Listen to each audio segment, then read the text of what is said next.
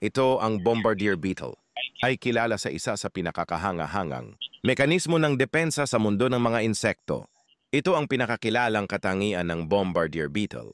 Kapag naramdaman nilang sila ay nanganganib, naglalabas sila ng isang mainit at nakakalason na chemical spray mula sa dulo ng kanilang tiyan.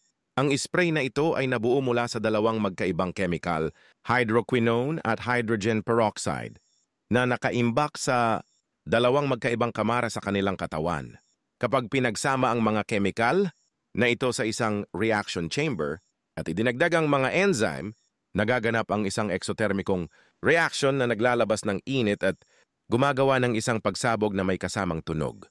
Ang mainit na spray na ito ay maaaring umabot sa kumukulong, temperatura at mabilis na mailabas, na epektibong nagtataboy sa mga mandaragit, kayang paikutin ng bombardier, beetle ang dulo ng kanilang tiyan, kung saan lumalabas ang spray, ng hanggang 270 degrees.